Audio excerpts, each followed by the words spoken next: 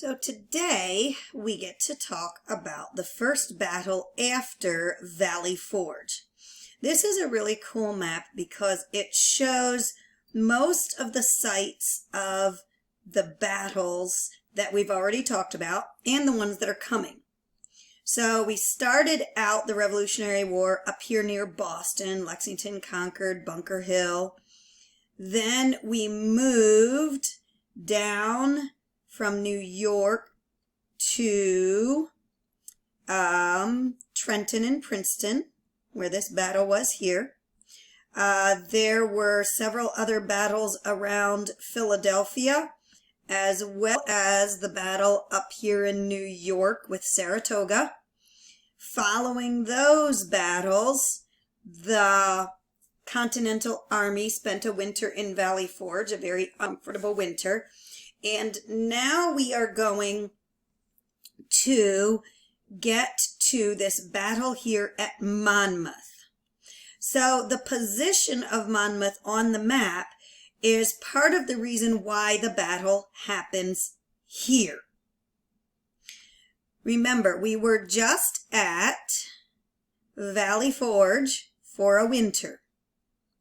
The British spent the winter in the town of Philadelphia. The British Army, the other part of the British Army, is up here in New York City. At the end of the winter of 1777-1778, France had become an ally of the United States and was finally starting to send some help. One of the ways that help showed up is the French were sending their ships, their navy, to block the British in Philadelphia. You can see exactly how that would happen.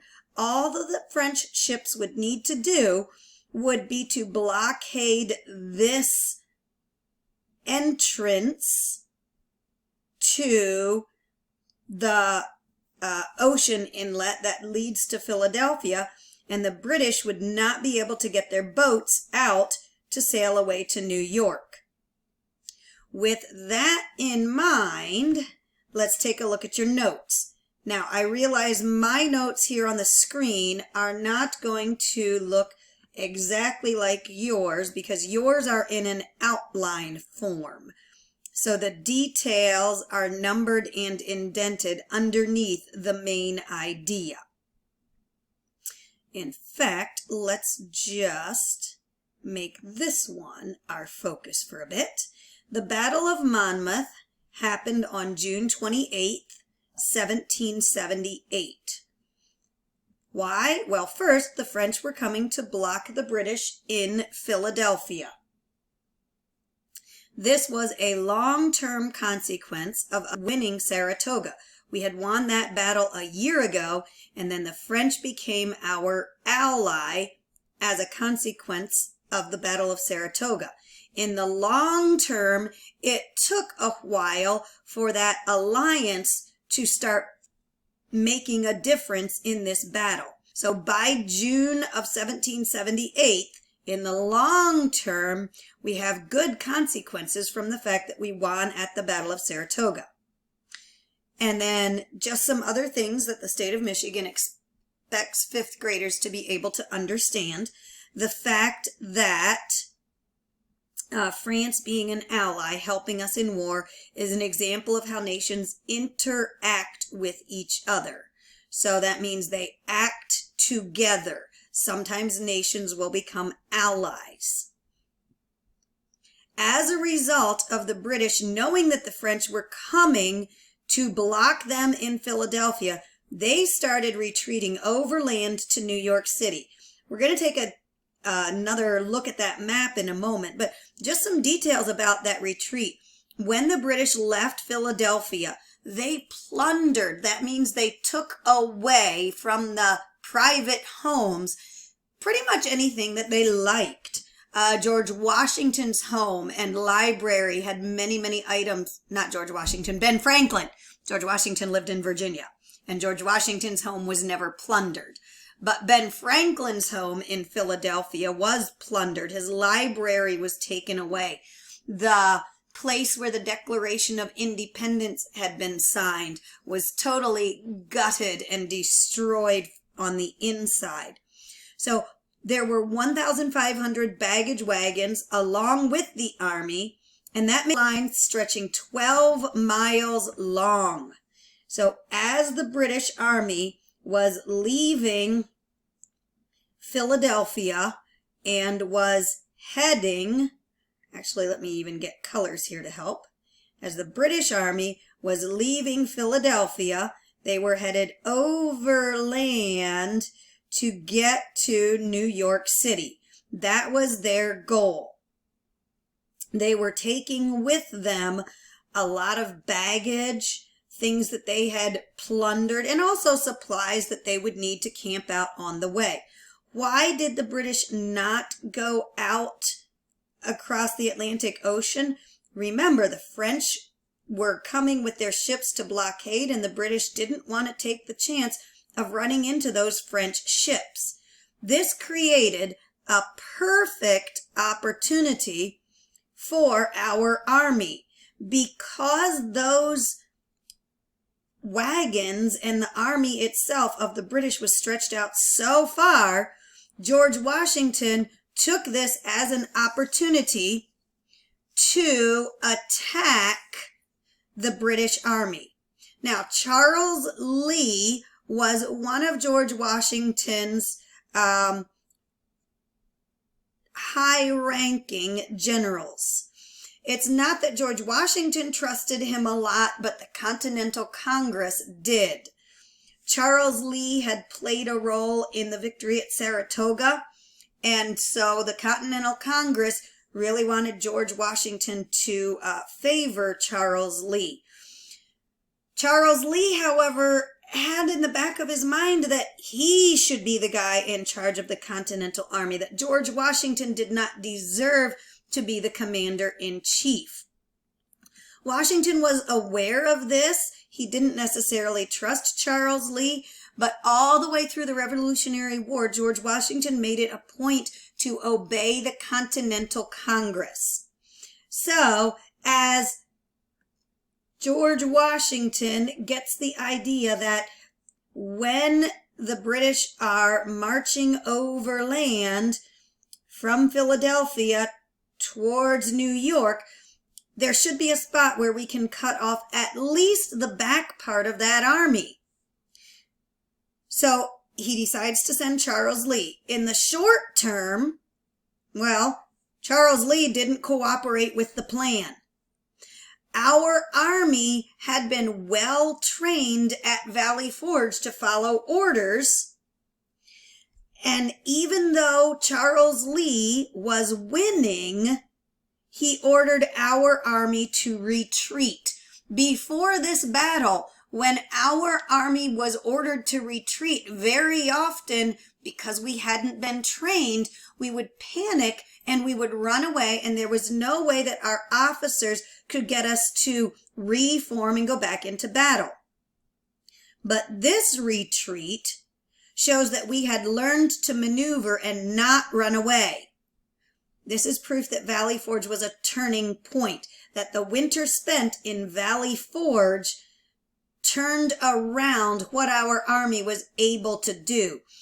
Valley Forge was not a battle, but it was a turning point in what we were able to accomplish in the Revolutionary War. Once George Washington got on the scene of this battle and realized that the army was retreating even though we had been winning, he got royally ticked off. George Washington, we know, ever since he was a young man, worked very hard to control his temper. This is one of 2 times when George Washington is recorded to have lost his temper in the Revolutionary War. Imagine it. He is leading battles where we lose, where the other side outmaneuvers us, and he's only recorded to have lost his temper twice. In this case, when Washington gets on the scene and finds out that Lee has ordered the army to retreat, Washington as some of his men record, swore until the leaves on the trees shook. That's all that we know about that, but it sounds like it was pretty intimidating. Once he got that out of his system, he leads the charge of the American soldiers. He reforms them. He tells them, hey, stop here and fight, and then he leads a charge. By nightfall, we were winning this battle. The British managed to slip away. They realized they had been losing, and they ran away. Historians, as they study this battle, think it is possible that we lost a chance to end the war right here in 1778. So long-term consequences of this, well, we still won the Revolutionary War. In case you didn't notice, we're the United States of America, not the United States of Great Britain. But it took us 3 more years to do it. Now, having gotten those notes, I have a bit of a video for you to watch.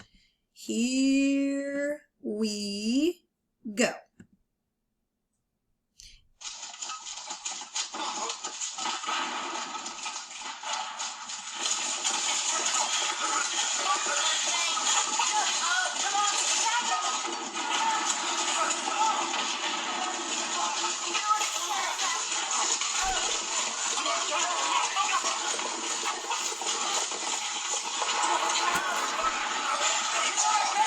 So it should be kind of obvious. This is partway through the battle. This is the Continental Army retreating.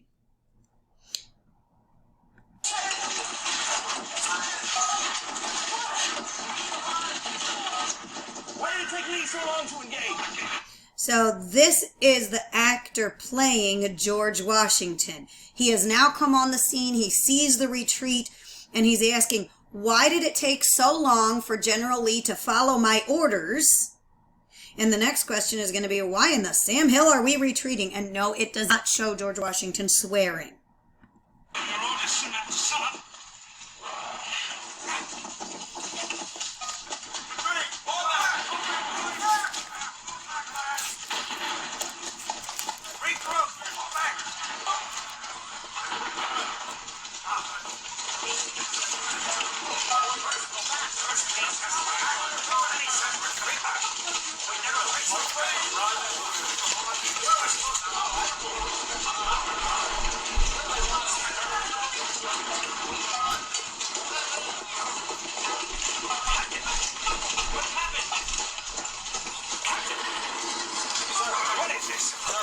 Who gave that order? I'm not sure, sir. They were shouting, fall back, so I fell back. Rest your men on the other side of the fence and reform them. There's a battle yet to be fought. Fall back! Fall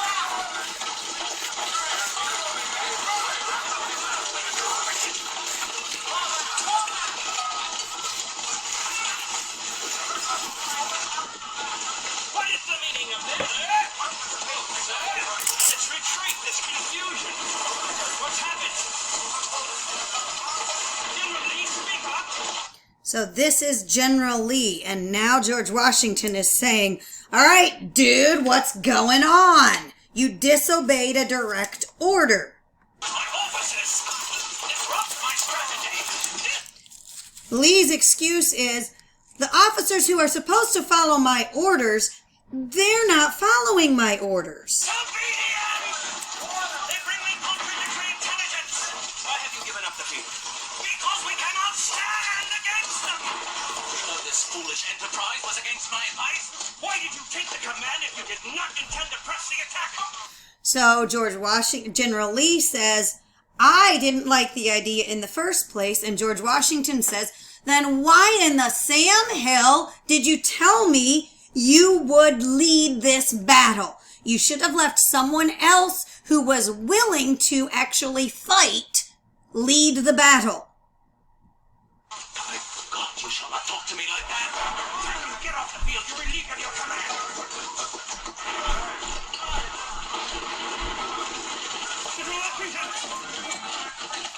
The enemy.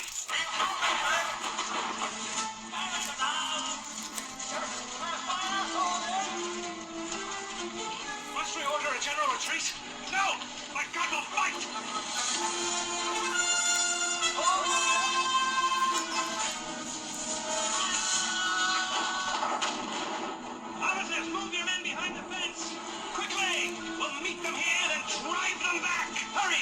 fill in the gap. Major, move your men to the other side of the trees. Quickly! Hurry, soldier! Hurry! And I am going to put a link to this video as the next idea on your list of things to do today in the Google form. I would like you to go ahead and watch the entire video so that you can see how things turn out once George Washington takes charge. I also want you to pay attention for the time where it has a woman fire the cannon. That we will talk about tomorrow.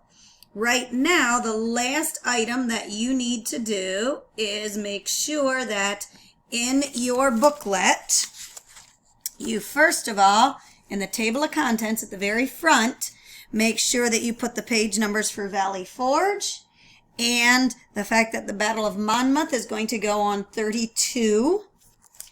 Then, the Battle of Monmouth, all you need to do is be sure that you have your notes filled in. Rewind this video if you need to. Have the notes filled in and tape it in on page 32. That is social studies for today.